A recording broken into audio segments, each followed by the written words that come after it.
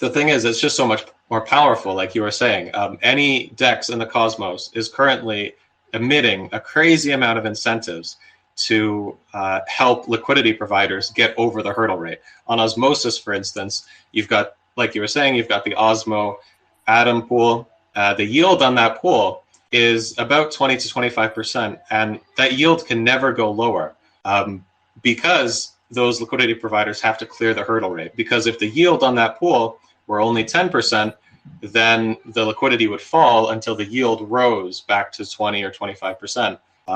Just because staking these assets to get staking rewards, that's risk-free yield. And for Osmo, that's about 23% a year. For Atom, that's about 20% a year.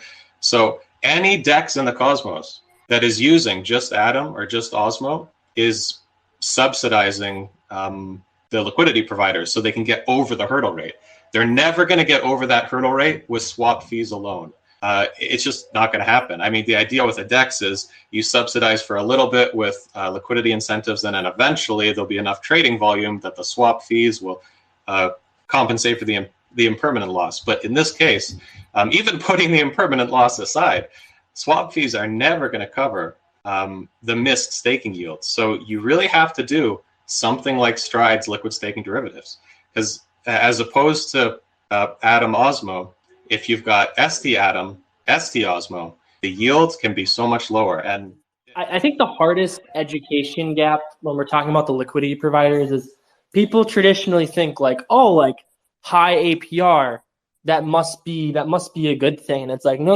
Like the market finds an equilibrium where it demands a certain APR in order to justify the volatility, the impermanence loss, and the opportunity cost of being that liquidity provider. So lower APRs are essentially super healthy. That's actually like the better end state to achieve is lower APRs, because it means the protocol is emitting less value to attract a corresponding amount of liquidity. So yeah, I guess the other piece I would add to ShadeSwap beyond just the derivative is because we're built on Secret Network, the compute transactions are encrypted.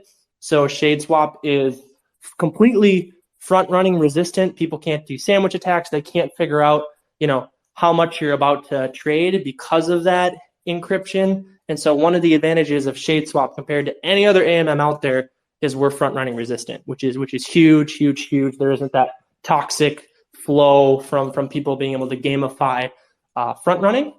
And